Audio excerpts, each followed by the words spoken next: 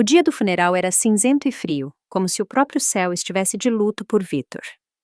Ana Guedes estava ao lado do túmulo fresco, olhando para as coroas de flores e os buquês, mas sem realmente vê-los. Tudo parecia irreal. Há apenas 3 semanas, seu marido estava vivo, reclamando do tempo, folheando o jornal na cozinha, planejando consertar a cerca do sítio na primavera. E agora, ele se foi. 62 anos não é idade para morrer, pensava Ana, em meio aos poucos parentes e vizinhos. Victor sempre foi um homem forte. Trabalhava como engenheiro projetista em uma grande fábrica e chegou a chefe de departamento. Após se aposentar, ainda prestou consultoria para empresas por alguns anos, sem nunca reclamar da saúde. Um ataque cardíaco o atingiu de surpresa em casa, quando ele estava prestes a ir à padaria. Ana chamou o SAMU. Os médicos o levaram para a UTI do Hospital Municipal, onde ele passou 3 semanas agonizantes, entre a vida e a morte. Ela ia ao hospital todos os dias, sentava-se no corredor, esperando permissão para entrar por 15 minutos, pelo menos. Victor estava cheio de tubos e fios. Às vezes abria os olhos, a reconhecia, tentava dizer algo, mas não tinha forças. Ana lhe acariciava a mão, sussurrando que tudo ficaria bem, que ele certamente se recuperaria. No fundo, porém, ela sabia que os médicos não a estavam encorajando.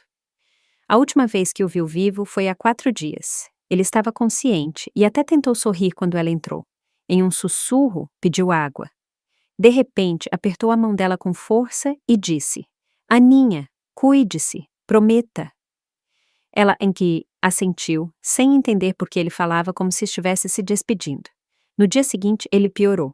Os médicos não permitiram mais visitas. 2 dias depois, seu coração parou. Ana passou a mão pelo rosto, enxugando as lágrimas. Ao lado estava a filha, Cristina, de 31 anos. Alta, bem cuidada, vestindo um casaco preto e óculos escuros. Ela mal chorava, apenas limpava o canto dos olhos com um lenço de vez em quando. Marcelo, o noivo de Cristina, a segurava pelo braço, mas parecia mais profissional do que enlutado.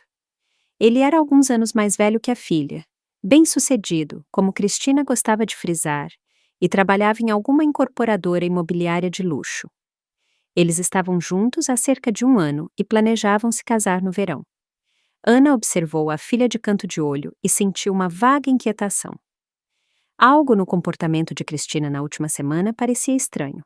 A filha raramente ia ao hospital, apenas 2 vezes, alegando trabalho e cansaço. Quando vinha, ficava por 10 minutos, olhava para o pai de forma distante, quase com nojo, e ia embora rapidamente. No dia anterior, quando Ana ligou para lhe dar a notícia da morte de Victor, Cristina manteve uma longa pausa antes de responder. "Entendido.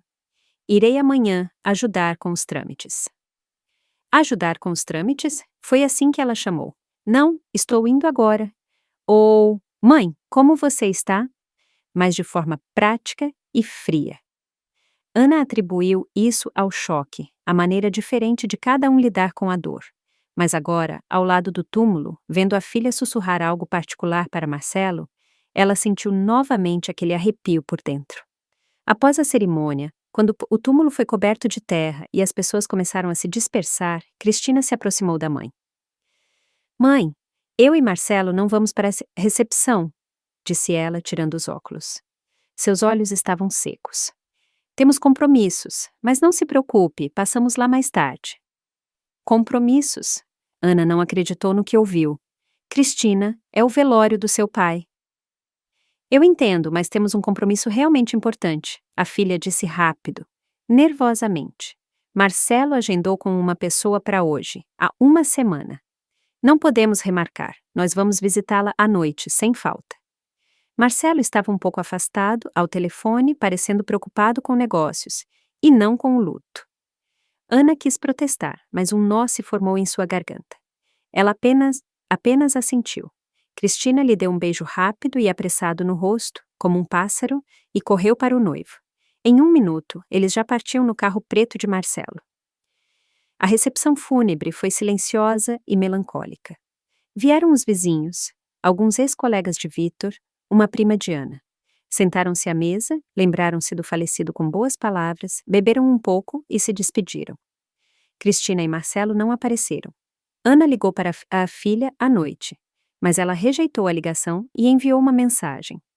Desculpe, atrasamos. Amanhã conversamos sobre tudo.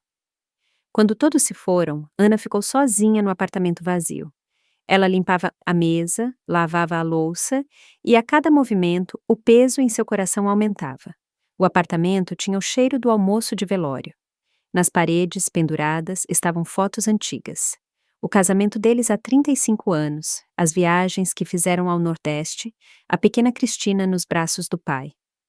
Ana sentou-se no sofá da sala, onde seu marido sempre se sentava, e escondeu o rosto nas mãos. As lágrimas que ela segurou o dia todo finalmente vieram. Ela chorou convulsivamente, como uma criança. Não havia ninguém para abraçá-la, para confortá-la, para dizer que tudo ficaria bem. Vítor sempre esteve lá, sempre foi seu apoio, e agora ele se foi. O telefone tocou por volta das 10 da noite. Ana se assustou, limpou o rosto e atendeu, pensando que era Cristina. Mas a tela mostrava um número desconhecido. Alô? Sua voz estava rouca de tanto chorar. Boa noite. É a senhora Ana Guedes. Uma voz feminina, jovem e formal. Sim, sou eu. Sou uma enfermeira da UTI do Hospital Municipal. Meu nome é Isabela. Me desculpe incomodá-la a esta hora. Sei que o funeral do Sr. Vítor Santana foi hoje. Ana se enrijeceu. Sim, aconteceu alguma coisa? Veja bem, seu marido deixou um envelope para a senhora. Ele me entregou há 2 dias antes de falecer e pediu que eu o entregasse pessoalmente, apenas para a senhora. Eu queria tê-lo entregue antes, mas não houve oportunidade. A senhora poderia vir buscar o envelope? Ana franziu a testa. Vítor não havia mencionado envelope algum. Além disso, nos últimos dias ele mal conseguia falar. O que tem nesse envelope? Ela perguntou com cautela. Não sei, ele está lacrado. Mas o Sr. Vítor insistiu muito para que eu o entregasse exatamente para a senhora. A enfermeira hesitou. E para que a senhora viesse sozinha? Sozinha? Sim, ele pediu que a senhora viesse sem a sua filha. A voz da enfermeira baixou, quase conspiratória. Ele disse que a senhora deveria tomar cuidado com ela. Ana gelou. As palavras pareciam presas em sua garganta. O quê? O que você disse? Me desculpe. Estou apenas transmitindo as palavras dele. O Sr. Vítor foi muito insistente. Ele disse: diga à minha esposa para vir sozinha, sem a Cristina. Diga a ela para tomar cuidado. Eu sei que parece estranho, mas... Você tem certeza de que ele disse isso? A voz de Ana tremia. Talvez ele estivesse delirando por causa dos medicamentos? Não, ele estava em plena consciência. Mais do que isso, ele me pediu para escrever as palavras dele em um pedaço de papel para que eu não me esquecesse. Estou ligando exatamente com base no que escrevi. Ana não sabia o que pensar. Tomar cuidado com a filha era um absurdo. Vítor sempre amou Cristina, tinha orgulho dela, ajudava com dinheiro quando ela pedia. Eles nunca brigaram.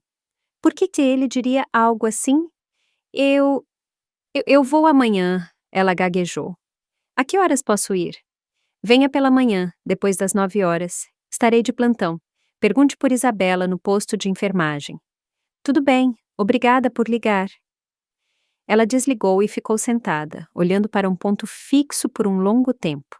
Os pensamentos se misturavam. Sua cabeça estava nebulosa. O que poderia ter levado Vítor a dizer aquilo? Talvez a enfermeira tivesse se confundido, entendido mal? Mas ela disse que ele havia pedido para anotar. Ana se levantou, caminhou pelo apartamento e parou em frente ao quarto de Cristina. A filha não morava com eles há alguns anos. Dividia um apartamento com uma amiga, mas ainda guardava algumas coisas ali. Ana empurrou a porta e entrou. Estava tudo no lugar. A velha escrivaninha, as prateleiras de livros, as fotos de infância nas paredes. Ela se lembrou de como Cristina cresceu. Uma menina obediente e dedicada, estudou bem, entrou na faculdade de economia. É verdade que nos últimos anos a filha havia se distanciado, vindo com menos frequência, ligando menos. Mas Ana atribuía isso à correria e à vida adulta. E agora, essas estranhas palavras do marido. Ela foi dormir depois da meia-noite, mas o sono não vinha. Revirava-se na cama, relembrando a última semana, tentando encontrar qualquer pista, qualquer indício do que poderia ter alertado Victor, mas nada lhe vinha à mente. Apenas uma lembrança estranha surgiu. Uma semana antes, quando Ana foi ao hospital, a enfermeira de plantão lhe disse que Cristina havia visitado Victor. Ana ficou surpresa. A filha havia dito que estava atolada no trabalho e que não conseguiria sair, mas aparentemente tinha arranjado tempo. Na época, Ana se alegrou. Agora se perguntava por que Cristina não havia lhe dito que tinha ido. De manhã, Ana acordou cedo, assim que o dia amanheceu. Lavou o rosto, vestiu-se, tomou um gole de café, embora nada descesse pela garganta. Às 8h30, já havia saído de casa e pego o ônibus para o hospital. O hospital a recebeu com seu cheiro familiar de remédios e desinfetante. Ana caminhou até o UTI, subindo para o 3º andar. No posto de enfermagem estava uma jovem de cerca de 30 anos, vestindo um jaleco branco e com o rosto cansado. "Olá, você é a Isabela?" perguntou Ana. "Sim, sou eu, a senhora Ana Guedes?" A enfermeira olhou em volta, certificou-se de que não havia ninguém por perto e assentiu. "Por favor, venha comigo." Elas caminharam pelo corredor até o fim, em direção a um dos quartos. Isabela abriu a porta e deixou Ana entrar. O quarto estava vazio. 2 camas, mesinhas de cabeceira, uma janela com vista para um pátio cinzento. Cheirava a hospital. "Aqui, pegue." Isabela lhe entregou um envelope lacrado de papel grosso, amarrado com um barbante. "O Sr. Victor me entregou isso há 3 dias. Ele disse que era muito importante." Ana pegou o envelope com as mãos trêmulas. Ele realmente disse que eu precisava tomar cuidado com a minha filha." Isabela assentiu, tirando um pedaço de papel amassado do bolso. "Eu anotei na hora. A senhora pode ler." Ana pegou o papel. A letra era irregular e apressada, mas as palavras eram claras. Entregar a Ana para que viesse sozinha, sem Cristina, para que tomasse cuidado com ela. Importante. Os joelhos de Ana tremeram. Ela se sentou na beira da cama do hospital. "Mas por que ele não explicou?" "Não, ele apenas disse que estava tudo no envelope. E..." Isabela hesitou. "Tem uma pessoa esperando a senhora no quarto que vai explicar tudo." "Que pessoa?" "Não sei." Nesse momento, a porta do quarto se abriu. Ana se virou bruscamente. Na soleira da porta estava um homem de 50 e poucos anos, vestindo uma jaqueta escura, com cabelos grisalhos e um rosto cansado, mas familiar. Ana pulou. Seu coração despencou. "Igor!" ela sussurrou. O irmão mais novo de Victor entrou no quarto e fechou a porta. Ana não conseguia desviar o olhar. Igor Santana, o irmão mais novo de seu falecido marido, um homem que ela não via há 15 anos. A última vez que se encontraram foi no funeral dos pais de Victor, e na época houve um escândalo tão grande entre os irmãos que eles juraram nunca mais se falar. Igor parecia envelhecido, cansado. Rugas profundas marcavam seus olhos e boca. Suas têmporas estavam completamente grisalhas, mas o olhar permanecia o mesmo, atento e sério. Ele estava parado perto da porta, com as mãos nos bolsos da jaqueta e em silêncio, como se não soubesse por onde começar. Eu não entendo", gaguejou Ana. "Igor, o que você está fazendo aqui? Como você..." "Victor me ligou", disse Igor em voz baixa. "Há 1 semana. Pediu para eu vir." "Victor?" Ana balançou a cabeça sem acreditar. "Mas vocês não se falavam há tanto tempo. Depois daquela briga, ele jurou que nunca..." "Eu sei." Igor suspirou pesadamente e foi até a janela, olhando para o pátio. "Eu mesmo não acreditei quando vi o número dele na tela. Pensei que fosse algum engano, mas atendi e ouvi a voz dele. Ele mal conseguia falar, estava ofegante, mas disse: Igorcinho, estou no hospital, estou mal, venha, é muito urgente, e para não contar a ninguém. Peguei o carro e em 2 horas estava aqui." A enfermeira Isabela saiu silenciosamente do quarto, deixando-os a sós. Ana se sentou novamente na cama, ainda segurando o envelope. "Por que ele não me disse nada?" perguntou ela, e sua voz falhou. "Eu estava aqui, eu vinha todos os dias." "Porque ele me pediu para não te contar até que ele decidisse o que fazer", respondeu Igor, virando-se para ela. "Aninha, ele precisava de tempo. Ele queria verificar tudo, ter certeza, antes de... Igor se interrompeu, passando a mão pelo rosto. Antes de partir teu coração. Do que você está falando? Ana sentiu tudo gelar por dentro. Igor, me explique direito. Ele se aproximou, sentou-se na cama ao lado, olhando-a diretamente nos olhos. Vitor descobriu algo que não deveria ter descoberto, e isso o matou mais do que a doença. Ana permaneceu em silêncio, com medo de perguntar. Você se lembra de que Cristina o visitou? Começou Igor, devagar, escolhendo as palavras. Ela ficou aqui por uns 20 minutos. Vitor estava dormindo por causa do soro. Cristina sentou-se ao lado dele e depois saiu, mas esqueceu o celular na mesinha. Ana franziu a testa. O celular? Sim, Vitor acordou uns 10 minutos depois que ela saiu, viu o celular, pegou e ele estava desbloqueado. Aparentemente ela esqueceu de desligar a tela e as mensagens estavam abertas. Igor se calou. E naquela pausa, Ana ouviu a pulsação do seu próprio coração. A troca de mensagens com esse Marcelo dela, continuou Igor, em tom grave. Vitor leu. Ele não queria, mas os olhos dele caíram sobre o texto e ele não conseguiu parar. Tinha algo ali, Aninha, que o fez me ligar assim que conseguiu. O que havia ali? Ana conseguiu expirar.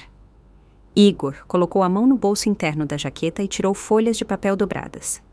Vitor pediu à enfermeira para imprimir as capturas de tela. Aqui, leia.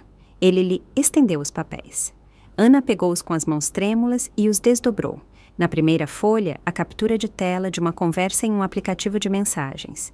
O número estava salvo como Marcelo. Data: 8 dias atrás. Marcelo. E aí, foi ver o velho? Cristina. Sim, está dormindo. Os médicos dizem que há poucas chances. Marcelo. Então, precisamos ser rápidos. Você pegou a procuração? Cristina. Sim, aqui está a foto. Em seguida, havia uma foto de uma procuração. Vitor havia dado a Cristina o direito de pagar as despesas médicas e assinar documentos relacionados ao tratamento. Um procedimento normal que a própria Ana havia pedido para ser feito, porque não podia se dividir entre o trabalho e o hospital todos os dias. Marcelo. Ótimo. Com essa procuração, podemos fazer muita coisa. Meu advogado conhecido diz que podemos transferir os direitos da propriedade se o seu pai estiver incapacitado. Cristina. E se a mamãe descobrir? Marcelo. Ela não vai descobrir. Você fará tudo rápido e silenciosamente. Enquanto o velho está na UTI, você tem tempo. O apartamento na Rua das Acácias vale no mínimo R$ 1.200.000. O sítio, mais R$ 3 milhões, mais as contas no banco. Cristina. Estou com medo. Ele é meu pai. Marcelo. Cristina, não comece. Discutimos isso 100 vezes. Você mesma disse que eles e sua mãe nunca a entenderam, nunca ajudaram de verdade. Você fez tudo sozinha. Agora é a sua vez de pegar o que é seu. Cristina. Tudo bem, mas se algo der errado... Marcelo. Nada vai dar errado. O velho não vai sobreviver mesmo. Os médicos disseram, e sua mãe, nessa idade, não vai entender nada até que tudo esteja pronto. Ana lia, e a cada linha o mundo ao seu redor desmoronava. As palavras ficavam turvas, mas ela se forçava a continuar. A próxima captura de tela era de 6 dias atrás. Cristina, levei os documentos ao cartório hoje. O tabelião disse que podemos fazer a doação do pai, mas precisamos de outra assinatura dele ou de uma decisão judicial de incapacidade. Marcelo, a assinatura é mais fácil. Você pode ir ao quarto dele quando ele estiver consciente. Cristina, ele mal fala e a mãe pode ver. Marcelo, dê um jeito. Diga que é para o hospital ou peça para ele assinar na mesinha de cabeceira quando a enfermeira sair. O importante é a assinatura. Cristina, tenho medo que ele entenda algo. Marcelo, o que ele entenderia no estado em que está? Ele mal está consciente. Cristina, é a nossa chance, sua chance. Caso contrário, tudo ficará para a sua mãe e ela viverá por mais 20 anos. Vai esperar? Ana deixou as folhas caírem no colo. Suas mãos tremiam tanto que o papel farfalhava. Ela levantou os olhos para Igor e ele viu tanta dor neles que desviou o olhar. É verdade? Ela sussurrou. Não é falso, é verdade. É verdade, respondeu Igor em tom sombrio. Vitor me pediu para verificar. Encontrei o tabelião onde Cristina havia ido. Ele confirmou. Ela trouxe documentos do apartamento e do sítio, dizendo que o pai queria fazer uma doação à filha por causa da doença.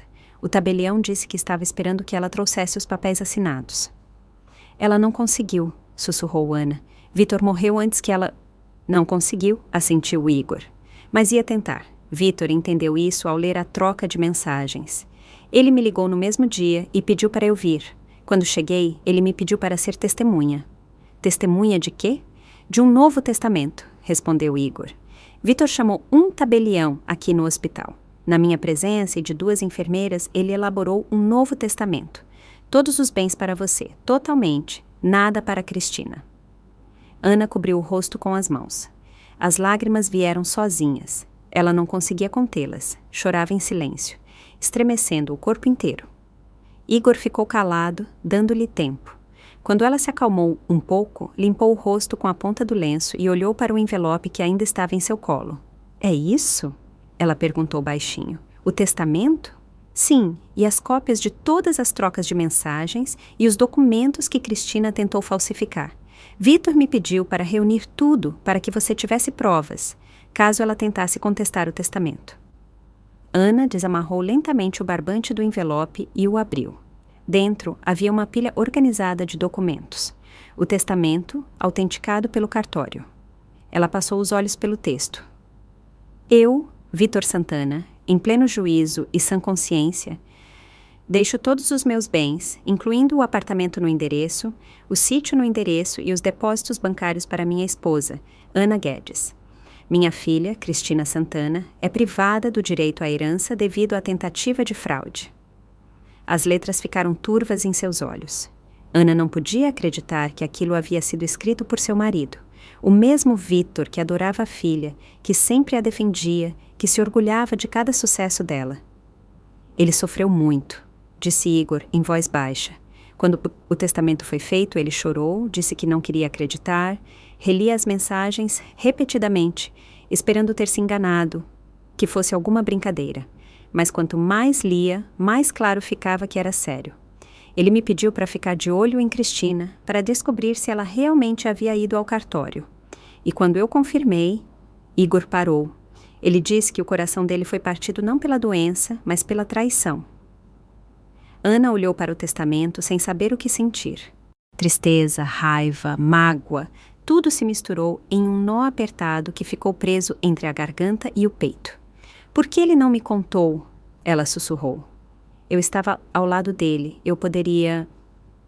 Ele teve medo de que você não aguentasse, respondeu Igor. Disse que você já estava sofrendo o suficiente, que queria te proteger nisso, pelo menos. Pediu para eu fazer tudo e te entregar só depois da morte dele, para que você não sofresse enquanto ele ainda estivesse vivo. Mas eu sofro do mesmo jeito, disse Ana, e sua voz embargou. Só que agora ele não sabe o quanto me dói. Eu não posso lhe dizer nada, não posso perguntar, não posso. Igor se mudou para a cama dela e a abraçou com cautela. Ana se aninhou a ele e chorou novamente, desta vez por um longo tempo, convulsivamente, como se chora quando não há mais forças para aguentar. Vitor me pediu para te dizer, falou Igor, por entre os soluços dela, que te ama, que aqueles 35 anos foram os mais felizes da vida dele, que você foi a única que esteve com ele de verdade e que ele lamenta te deixar sozinha com esse fardo. Ana não conseguia responder. Ela apenas ficou ali, abraçando o envelope com os documentos e chorou, lamentando não apenas a morte do marido, mas também a morte da família, que ela pensava que eles tinham. Quando as lágrimas cessaram, ela se endireitou, limpou o rosto e olhou para os documentos novamente. O próximo na pilha era o contrato que Cristina havia tentado formalizar no cartório. O contrato de doação do apartamento. Depois, cópias de extratos bancários de Vitor, nos quais Cristina já havia tentado obter acesso, citando a procuração. O banco havia recusado, porque a procuração era apenas para despesas médicas, mas a tentativa estava registrada. Ela planejou tudo, sussurrou Ana, folheando os papéis. Queria levar tudo enquanto ele ainda estava vivo. Meu Deus, como é possível? Não sei, respondeu Igor. Vitor também não entendia. Ele disse que você e ele sempre ajudaram Cristina. Quando ela entrou na faculdade, pagaram a moradia. Quando ela procurou emprego, deram dinheiro para ela se manter. Quando ela saiu de casa, ajudaram com a entrada para o primeiro aluguel. Ele não conseguia entender de onde vinha tanta ganância, tanto frio. Ana se lembrou. Sim, eles sempre ajudaram. Vitor trabalhou até o fim, fazia bicos mesmo aposentado para poder ajudar a filha. Eles nunca foram ricos, mas também não passavam necessidade. O apartamento e o sítio vieram dos pais de Vitor, a mesma herança pela qual ele havia brigado com Igor. Igor, ela disse baixinho, mas vocês brigaram naquela época por causa desse mesmo apartamento. Os pais deixaram para Vitor e você achou que deveriam ter dividido igualmente? Igor sorriu amargamente. Sim, eu era jovem e bobo na época. Achei que fui preterido. Vitor me ofereceu uma compensação, metade do valor do apartamento, mas eu recusei por orgulho. Falei coisas horríveis para ele, disse que ele era ganancioso e que eu não queria mais saber dele. E ele se ofendeu e jurou que nunca ligaria primeiro. Foi assim que nos separamos. 15 anos. Ana balançou a cabeça. 15 anos sem se falar por causa de orgulho. Sim, e sabe o que Vitor me disse quando cheguei ao hospital? Igor olhou pela janela. Ele disse, Igorcinho, eu fui um tolo. Perder um irmão por causa de um apartamento. Me perdoe. E eu fiquei ali, chorando como um bebê. Nós dois fomos tolos. Perdemos tantos anos e poderíamos ter... Ele parou, cerrando os dentes. Ana tocou a mão dele. Ele te perdoou e você o perdoou. Isso é o principal. Igor assentiu. É por isso que estou aqui. Vitor me pediu para não te abandonar. Disse que você ficaria sozinha. Que Cristina tentaria pressionar, manipular. Pediu para eu estar ao seu lado, para te ajudar a resolver tudo isso. E eu prometi, Aninha. Eu estarei por perto até resolvermos essa situação. Ana apertou os dedos dele em resposta. Obrigada, ela suspirou. Obrigada por ter vindo, obrigada por tê-lo ajudado. Eu que devo agradecer a ele, respondeu Igor, por ter ligado, por nos dar a chance de consertar as coisas, mesmo que no final.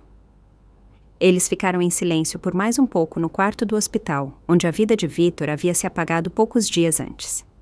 Depois, Ana cuidadosamente colocou todos os documentos de volta no envelope. O que devo fazer agora? Ela perguntou. Primeiro, você precisa entrar oficialmente com o pedido de herança, respondeu Igor. O testamento existe, está autenticado, mas Cristina certamente tentará contestá-lo. Por isso, você precisa se preparar, reunir todas as provas das tentativas de fraude dela, mostrar ao tabelião e ao juiz, se for necessário, ir ao tribunal. E falar com ela, Igor pensou. Cedo ou tarde será inevitável, mas primeiro certifique-se de que todos os documentos estejam em ordem. Não dê a ela tempo para fazer nada. Eu tenho um advogado conhecido, uma boa pessoa, honesta. Vou pedir a ele para ajudar. Ana assentiu. Seu peito estava vazio e pesado ao mesmo tempo. Ela sabia que tinha pela frente a conversa com a filha. A conversa que ela mais temia no mundo, porque depois dela, nada mais seria como antes. Ana voltou para casa na hora do almoço. Igor a acompanhou até o prédio. Repetiu mais uma vez que ligaria lá à noite, que ela não estava sozinha. Ela assentiu, agradeceu e subiu para o apartamento. No hall de entrada, ouviu vozes imediatamente. Cristina e Marcelo estavam ali. Ela parou, escutando. As vozes vinham da sala de estar. A conversa era baixa, mas animada. Ana tirou o casaco, pendurou-o e caminhou silenciosamente pelo corredor. Parou na porta semiaberta da sala e ouviu. Precisamos agir rápido, enquanto ela está em choque, disse Marcelo. Agora é a hora de oferecer ajuda com os trâmites. Você diz que vai cuidar de tudo, que ela não precisa se preocupar com nada. E se ela quiser resolver as coisas sozinha? A voz de Cristina estava preocupada. Então, insista, diga que você tem um advogado conhecido, que ele fará tudo rápido e corretamente. O importante é que os documentos passem pelas nossas mãos. Eu já combinei com o tabelião. Ele está por dentro. Vamos transferir o apartamento para você como única herdeira e o sítio pode ser vendido imediatamente. Já há um comprador pronto para dar R$300 mil em dinheiro. Marcelo, ainda estou com medo. Ela é minha mãe. Cristina, não comece de novo. A irritação atravessou a voz de Marcelo. Nós discutimos isso. Você mesma disse que eles nunca a valorizaram, que o pai sempre colocou a mãe em primeiro lugar, que você se sentiu sobrando nesta família a vida toda. Agora é sua chance de conseguir alguma coisa. Mas e o testamento? Se meu pai deixou um testamento... Que testamento? Zombou Marcelo. Ele estava na UTI por 3 semanas, mal respirando. Que testamento? Por lei, você é a herdeira de primeira linha. Metade do apartamento é de sua mãe como parte conjugal. A outra metade é dividida entre ela e você. Então você terá pelo menos 1/4 do apartamento e metade do sítio. É o suficiente para começar. E se a mãe não concordar em vender? Então, por meio de um processo judicial, partilha forçada de bens. Meu advogado diz que é possível. O importante é agir com determinação. Não dará a ela tempo para pensar. Ana ficou parada atrás da porta, escutando. Cada palavra era como um golpe. Ela segurava firmemente a bolsa com um envelope dentro e sentia algo quente e pesado crescer dentro dela, uma mistura de raiva, dor e desespero. Ela empurrou a porta e entrou na sala de estar. Cristina e Marcelo estavam sentados no sofá. Algum papel estava espalhado na mesinha de centro entre eles. Os dois se assustaram e se viraram. Cristina se levantou. Algo parecido com pânico passou por seu rosto, mas ela rapidamente se recompôs e forçou um sorriso. Mãe, você voltou. Estávamos falando de você. Queríamos ajudar com os documentos, com o funeral. Sabemos como está sendo difícil. Marcelo também se levantou, alisando a camisa. Seu semblante era sério e preocupado com o trabalho, mas seus olhos permaneciam frios. Olá, senhora Ana. Nossos pêsames novamente. Ana caminhou em silêncio até a poltrona em frente ao sofá e se sentou. Colocou a bolsa no colo, olhou longamente para a filha e o noivo, e os dois começaram a se mexer sob aquele olhar, embora tentassem parecer confiantes. Eu ouvi a conversa de vocês, disse Ana calmamente. Cristina empalideceu. O quê? Que conversa? Sobre como vocês pretendem transferir o apartamento, sobre o advogado, sobre a venda do sítio por R$300 mil. O silêncio pairou. Marcelo rapidamente trocou olhares com Cristina. Seu rosto ficou alerta. Mãe, você entendeu errado, começou Cristina apressadamente. Estávamos apenas discutindo como te ajudar. Você não entende dessas coisas jurídicas e eu e Marcelo queríamos cuidar de tudo para que ficasse mais fácil para você. Não minta, Ana a interrompeu. Sua voz era baixa, mas firme. Eu ouvi tudo, e não foi só hoje. Ela tirou o envelope da bolsa e despejou o conteúdo na mesinha de centro. Os documentos se espalharam, o testamento, as impressões das mensagens, os papéis do cartório. Cristina olhou para eles, e seu rosto ficou branco como giz. Marcelo avançou, pegou uma das folhas, a impressão da troca de mensagens, e passou os olhos por ela. Sua mandíbula se tensionou. De onde você tirou isso? Cristina exalou. Do seu pai, respondeu Ana. Ele me deixou isso antes de morrer. Tudo. Cada mensagem de vocês, cada tentativa de roubar os bens dele, enquanto ele estava morrendo. Cristina caiu de volta no sofá. Suas mãos tremiam. Mãe, não é o que você está pensando. E o que é isso aí, então? Ana inclinou-se para esta frente, e lágrimas brilharam em seus olhos. Me explique, Cristina, me explique. Como você pôde escrever que seu pai não sobreviveria de qualquer forma? Como pôde planejar a venda do sítio enquanto ele ainda estava vivo? Como pôde ir ao cartório com os documentos do apartamento esperando enganar um homem moribundo? Eu não queria! Cristina cobriu o rosto com as mãos. A culpa é toda do Marcelo. Ele me convenceu, disse que era normal, que todo mundo fazia isso. O quê? Marcelo se virou para ela. Seu rosto se contorceu de raiva. Eu inventei, você mesma veio até mim e disse que seus pais nunca a valorizaram, que você estava cansada de ficar em segundo plano, que queria finalmente ter o que lhe era devido. Você está mentindo. Cristina se levantou. Sua voz falhou em um grito. Você que vivia dizendo que estávamos falidos, que precisávamos de dinheiro, que meus pais deveriam ajudar, já que tinham o apartamento e o sítio. E estávamos falidos mesmo, Marcelo rosnou, por causa dos seus gastos intermináveis. Porque você queria viver como rica, mas ganhava uma mixaria.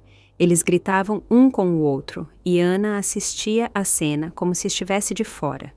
A filha e o noivo, tão harmoniosos e confiantes minutos atrás, agora se dilaceravam, cada um tentando jogar a culpa no outro. Cala a boca, disse Ana baixinho. Eles não a ouviram, continuaram a gritar. Cala a boca! Ela repetiu mais alto, e havia tanto aço em sua voz que ambos se calaram e se viraram.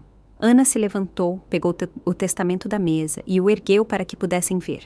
O seu pai... Ela olhou para Cristina. Descobriu tudo uma semana antes de morrer. Ele leu a conversa de vocês quando você esqueceu o celular no quarto. Ele viu tudo, cada palavra. E sabe o que ele fez? Cristina estava em silêncio, os lábios tremendo. Ele fez um novo testamento, continuou Ana, com testemunhas, por meio de um tabelião. Todos os bens ficam comigo, nada para você, porque você tentou roubar seu pai moribundo. Não, sussurrou Cristina. Não, isso não pode ser verdade.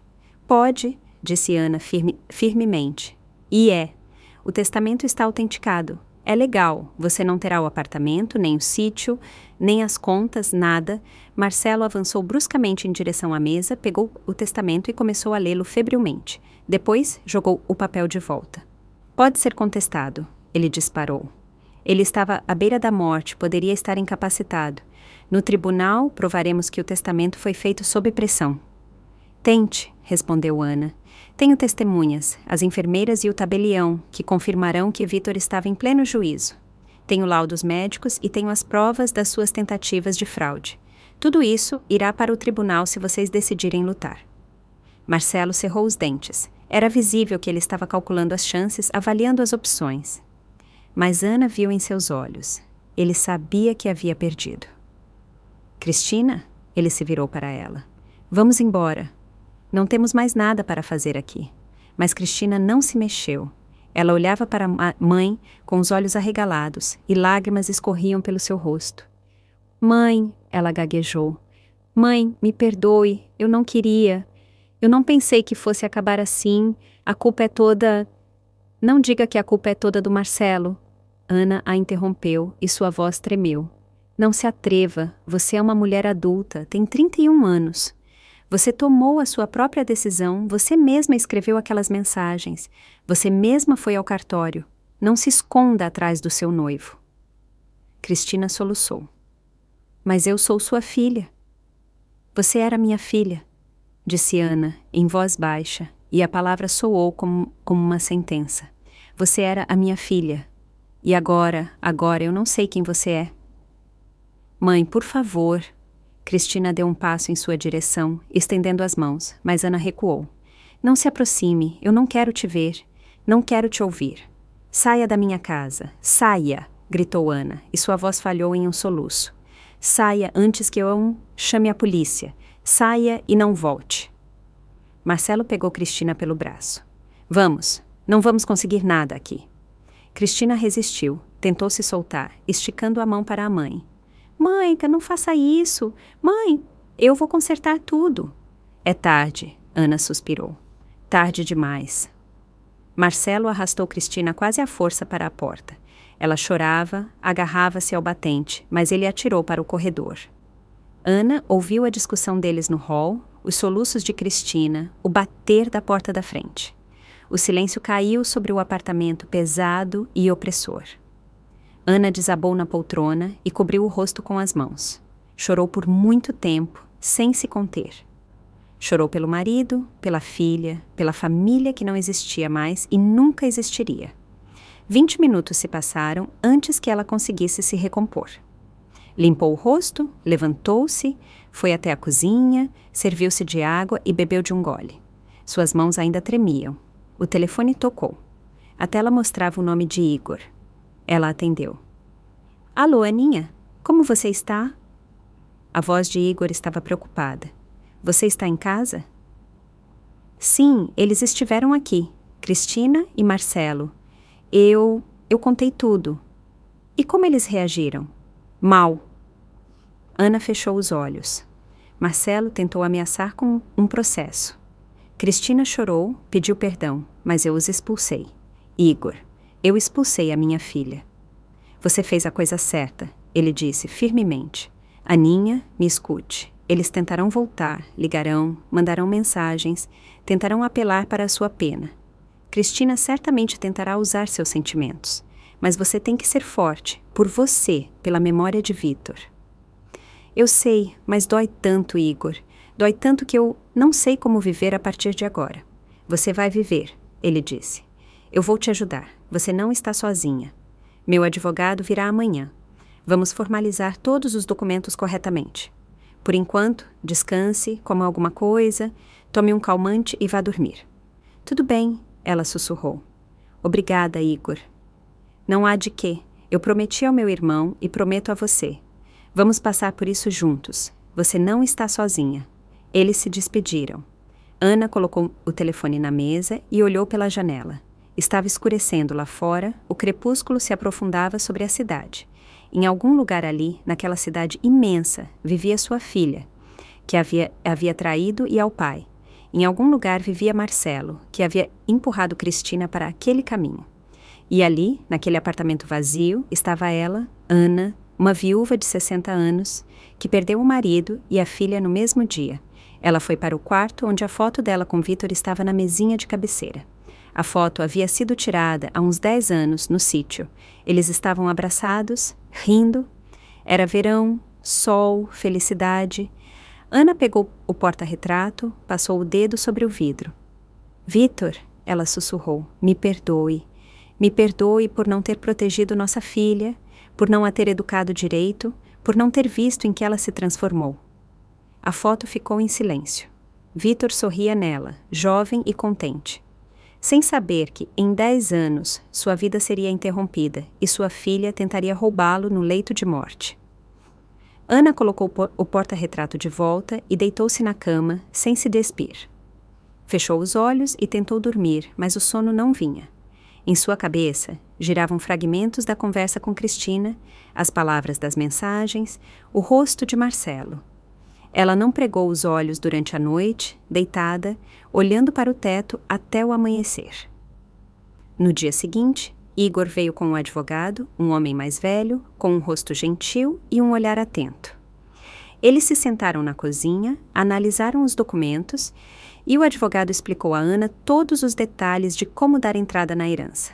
Ele disse que o testamento estava impecável e contestá-lo seria extremamente difícil, especialmente dada a existência de provas das tentativas de fraude por parte de Cristina. Mas ela pode tentar, ele alertou, entrar com uma ação como herdeira de primeira linha, exigir uma parte obrigatória. A lei lhe dá esse direito se ela provar incapacidade para o trabalho ou dependência financeira. Ela trabalha, é saudável e nunca dependeu financeiramente deles, disse Igor. Então, as chances são pequenas. Correto, assentiu o advogado. Mas esteja preparada para que o processo possa se arrastar e para que a filha tente fazer contato, pressionar emocionalmente. E foi o que aconteceu. 3 dias depois, Cristina começou a ligar incessantemente. Ana não atendia. Depois vieram as mensagens, longas e histéricas, onde a filha ora pedia perdão, ora acusava a mãe de crueldade, ora jurava que consertaria tudo. Mãe, eu sou sua filha. Você não pode me abandonar. Papai foi cruel ao fazer um testamento assim. Ele não pensou em você, em como você ficaria sozinha. Eu quero te ajudar. Vamos nos encontrar e conversar com calma. Mãe, eu e Marcelo terminamos. Eu percebi que ele me usou. Me perdoe, eu estava cega. Vamos recomeçar. Eu estarei por perto, vou te ajudar. Mãe, você não responde. Isso não é justo. Você tem que me ouvir. Eu sou sua única filha. Ana lia essas mensagens e não respondia nada. Igor a aconselhou a bloquear o número, mas uma parte dela ainda esperava que Cristina escrevesse algo genuíno, sincero, sem manipulação. Mas isso não aconteceu. 2 semanas depois, Cristina apareceu na frente do prédio. Ana a viu da janela. A filha estava parada perto do portão, vestindo uma jaqueta leve, embora estivesse frio, olhando para as janelas. Ana recuou da janela.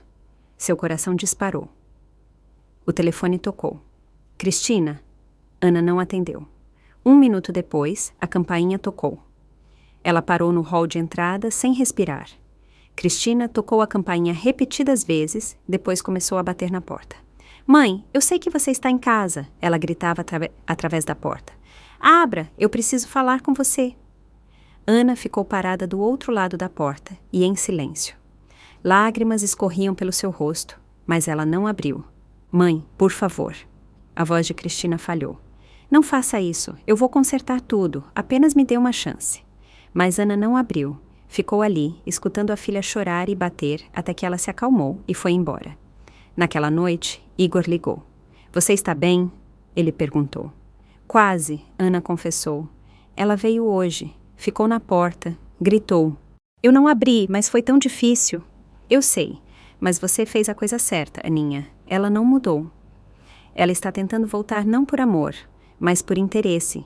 Ela perdeu Marcelo. Perdeu o dinheiro que esperava receber. Agora, você é a última chance dela, mas se você a deixar entrar de novo, tudo vai se repetir. Eu sei, sussurrou Ana. Eu entendo isso, mas sabe o que é mais assustador? Eu olho para ela e não a reconheço. Não é a menina que eu criei. Não é a jovem de quem eu tinha orgulho. Eu não sei quando ela se tornou assim e não sei se a culpa é minha. A culpa não é sua, disse Igor firmemente. Vitor me disse que você e ele foram bons pais. A amaram, a cuidaram, deram tudo o que podiam. Mas as pessoas escolhem quem elas querem ser. Cristina fez a escolha dela, e a culpa não é sua. Ana apertou o telefone com gratidão. Obrigada, Igor, por tudo. Não há de quê. Eu prometi ao meu irmão e prometo a você. Estaremos juntos nisso. Você não está sozinha. Um mês se passou. Cristina não veio mais, mas continuou a escrever. As mensagens se tornaram mais agressivas. Ela ameaçava processar, acusava a mãe de ter virado o pai contra ela, exigia sua parte na herança. Ana parou de ler as mensagens, bloqueou o número e a cada dia sentia a dor diminuir aos poucos, cedendo lugar ao vazio. Ela havia enterrado não apenas o marido, mas também a filha. Só que esta morte ela era mais terrível, porque Cristina estava viva, mas para Ana, ela não existia mais. 6 meses se passaram. O inverno deu lugar à primavera e a primavera ao início do verão. Ana estava gradualmente aprendendo a viver em uma nova realidade, onde não havia nem marido, nem filha. Os primeiros meses foram os mais difíceis. Ela acordava à noite, estendia a mão para o lado vazio da cama onde Vitor dormia e revivia sua perda a cada vez. Igor realmente não a abandonou. Ele vinha toda semana, ajudava com os documentos, com os afazeres domésticos. Juntos, eles formalizaram a herança. O apartamento, o sítio e as contas bancárias de Vitor agora pertenciam oficialmente a Ana. Cristina nunca entrou com uma ação judicial, embora tenha ameaçado fazer isso em suas últimas mensagens. Aparentemente, ela percebeu que não tinha chances. Certa vez, em abril, Igor trouxe sua esposa, Clara. Ana os recebeu na cozinha, preparando a mesa. Clara era uma mulher agradável de uns 50 anos, com uma voz suave e olhos gentis. Eles se sentaram, tomaram chá, e Clara falava sobre seus netos, mostrando fotos. Ana escutava e pensava que também poderia ter sido avó, se a vida tivesse sido diferente. Mas esse pensamento já não causava uma dor aguda, apenas uma leve tristeza. Aninha, disse Clara, quando Igor saiu para fumar na varanda. Igor me contou tudo. Sinto muito que você tenha passado por isso, mas sabe, a vida não acaba. Você precisa encontrar forças para seguir em frente, por você, pela memória de Vitor. Ana assentiu. Eu tento, mas às vezes não sei como. Vitor foi meu apoio por 35 anos. E agora, você precisa se tornar o apoio para si mesma, disse Clara gentilmente. É difícil, eu sei, mas você vai conseguir. Você é uma mulher forte, eu vejo isso. Ana olhou para ela e, de repente, sentiu gratidão por aquelas palavras simples de apoio, pela participação, pelo fato de Clara não ter perguntado sobre Cristina, não ter dado conselhos não solicitados. Em maio, Ana se decidiu por algo que pensava há muito tempo, mas não conseguia fazer. Ela começou a arrumar as coisas de Vitor. As roupas dele ainda estavam penduradas no armário, os sapatos dele no hall de entrada, os óculos de leitura dele na mesinha de cabeceira. Cada objeto guardava o cheiro dele, a presença dele, e se separar deles era insuportavelmente doloroso. Mas Ana entendia que precisava deixar ir. Não esquecer, mas deixar ir.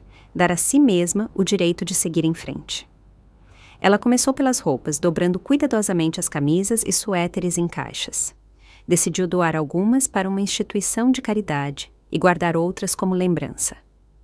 Quando chegou à jaqueta de trabalho, encontrou um chocolate amassado no bolso. Vitor sempre levava um consigo, gostava de mastigar enquanto andava. Ana apertou o chocolate na mão e chorou, sentada no meio do quarto, cercada por caixas e memórias. Chorou por um longo tempo, mas depois limpou o rosto e continuou. Ao anoitecer, o armário estava vazio. Ana olhou para as prateleiras vazias e sentiu um estranho alívio, como se tivesse tirado um fardo pesado que estava sobre seus ombros. No dia seguinte, ela arrumou as gavetas da escrivaninha de Vitor. Havia documentos, recibos antigos, canetas, clipes, e na gaveta de baixo, sob uma pilha de papéis, ela encontrou um caderno encadernado em couro. Abriu. Um diário. Vitor mantinha um diário, e ela não sabia. Ana sentou-se à mesa e começou a ler. Os registros não eram diários, mas de vez em quando, sobre o trabalho, sobre o sítio, sobre planos para o futuro. Muitas entradas eram sobre ela, sobre como se conheceram, como se casaram, como construíram uma vida juntos. Hoje, Aninha assou a torta de maçã, a minha preferida. Sentamos na cozinha à noite, tomando chá. Ela falava sobre a vizinha, que estava causando escândalo de novo por causa da vaga de garagem. E eu olhava para ela e pensava na sorte que eu tinha. 30 anos juntos, e eu ainda a amo tanto quanto no dia do nosso casamento. Ana lia e sorria em meio às lágrimas. Vitor escrevia de forma simples, sem palavras bonitas, mas cada frase era permeada de calor e amor. A última anotação foi feita 3 dias antes do ataque cardíaco. Amanhã vou à feira comprar flores para a neninha. Apenas porque sim, sem motivo. Ela sempre diz que não precisa gastar, mas eu vejo os olhos dela brilharem quando eu trago um buquê. Quero que ela saiba que é a pessoa mais importante da minha vida. Vivemos 30 anos juntos, e todo dia eu agradeço ao destino por ela ter me escolhido. Ela é o meu lar, o meu apoio, o meu amor. Sem ela, eu não seria nada. Ana fechou o diário e o apertou contra o peito. Chorou baixinho, mas aquelas já não eram lágrimas de desespero, e sim de gratidão. Vitor a amava. Amou até o último dia, e mesmo morrendo, ele pensava nela, a protegia, a salvava da dor. Obrigada, Vitor, ela sussurrou para o vazio do apartamento. Obrigada por esses anos, pelo amor, por ter estado ao meu lado. Eu vou te amar para sempre. Depois disso, Ana se sentiu mais leve. Ela entendeu que Vitor não havia partido completamente. Ele permaneceu em seu coração, em suas memórias, em cada canto da casa deles. E ele gostaria que ela vivesse, não apenas sobrevivesse. Em junho, Clara convidou Ana para uma exposição. Ana inicialmente recusou, não estava com vontade e estava acostumada a passar tempo em casa. Mas Clara, a parceira, insistiu e Ana aceitou.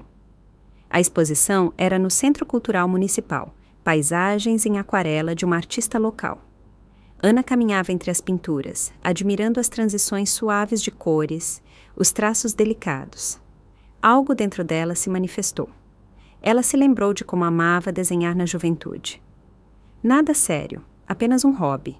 Esboços da natureza, retratos. Depois, se casou, Cristina nasceu e não sobrou tempo para desenhar, e o hobby foi esquecido. Lindo, não é? Clara se aproximou dela. Eu mesma tentei desenhar algumas vezes, mas não consegui. Mas Igor me disse que você desenhava bem quando era jovem. Há muito tempo, sorriu Ana. E se você tentasse de novo? Sugeriu Clara com cautela. Sabe, tem um curso de pintura para adultos no Centro Cultural vizinho. Eu vi o anúncio. Por que você não vai? Ana pensou. Por que não? Agora ela tinha tempo e precisava preencher o vazio que se formou em sua vida. Uma semana depois, ela se matriculou no curso. As aulas aconteciam às terças e quintas-feiras. A turma era pequena, umas 10 pessoas, todas mais ou menos da idade dela. A professora, uma jovem com uma voz enérgica, ensinava o básico da aquarela. Ana comprou um bloco, tintas, pincéis e foi para a primeira aula, cheia de ansiedade. Desenhar era mais difícil do que ela se lembrava. Suas mãos não obedeciam, as tintas escorriam, as proporções não batiam, mas a cada aula melhorava. E o mais importante, ela sentia que, enquanto desenhava, um silêncio se instalava em sua mente. Os pensamentos sobre Vitor, sobre Cristina, sobre dor e perdas recuavam, e restava apenas a concentração na linha, na cor, no movimento do pincel no papel. Os outros alunos do curso eram pessoas agradáveis. Eles trocavam algumas palavras nos intervalos, às vezes iam tomar um café na lanchonete vizinha depois das aulas. Ana não lhes contava sua história e eles também não perguntavam. Cada um estava ocupado com seus próprios assuntos. Certa vez, depois da aula, uma das mulheres, Helena, convidou todo o grupo para ir ao sítio dela no fim de semana. Eu tenho um jardim lindo lá, flores. Podemos desenhar ao ar livre, fazer um churrasco. Venham, vai ser divertido. Ana quis recusar, mas depois pensou, por que não? Ficar em casa e ficar triste? Vitor não gostaria disso. No sábado, ela foi ao sítio de Helena. Estava quente, ensolarado. O sítio ficava na periferia da cidade, em uma pequena área de lazer. De fato, o jardim era maravilhoso. Flores, árvores, caminhos aconchegantes. Ana pegou seu cavalete, tintas e se instalou à sombra de uma macieira. Desenhou o canteiro de peônias, tentando transmitir seus botões exuberantes e tons suaves. Outros alunos desenhavam por perto. Alguém cuidava do churrasco, alguém punha a mesa, risos, conversas, o cheiro de fumaça da churrasqueira. Ana de repente se pegou pensando que estava bem. Não apenas normal, mas bem, leve e em paz. Pela primeira vez em muitos meses. À noite, sentaram-se em torno de uma longa mesa, comeram churrasco, beberam vinho, compartilharam histórias de vida.